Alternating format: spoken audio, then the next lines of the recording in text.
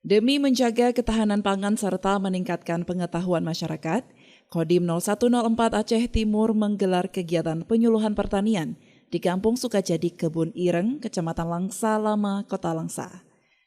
Tujuan dari kegiatan sosialisasi pertanian ini adalah meningkatkan hasil produksi petani dengan menggunakan pupuk organik cair buatan sendiri dan tidak bergantung pada pupuk kimia demi terwujudnya ketahanan pangan nasional.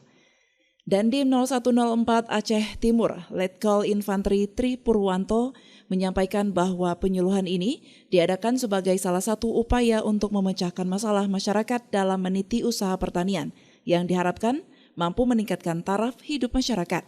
Sehingga harapan kami pada pelaksanaan TMMD tahun ini kami dapat berinteraksi baik dengan masyarakat maupun di bidang pertanian, kita mensosialisasikan pupuk organik kita yang ada dengan tujuan untuk mencapai ketahanan pangan.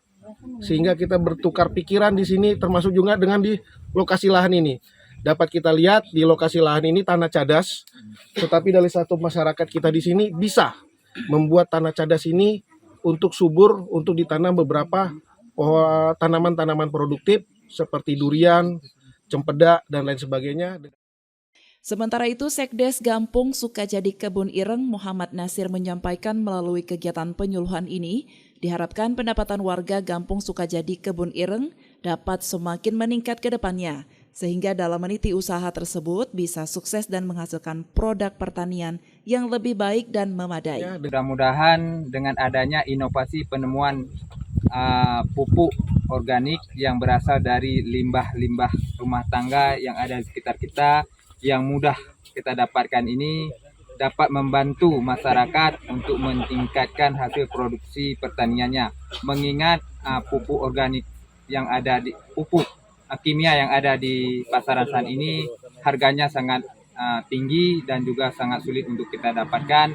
Maka besar harapan kami dengan adanya sosialisasi ini masyarakat kami kelak dapatlah meningkatkan hasil pertaniannya yang pada akhirnya juga dapat meningkatkan perekonomian di tingkat rumah tangga di lingkungan Kampung Sukajadi Kebun Ireng ini. Dari Langsa, Selino Vita melaporkan untuk Puja TV Aceh.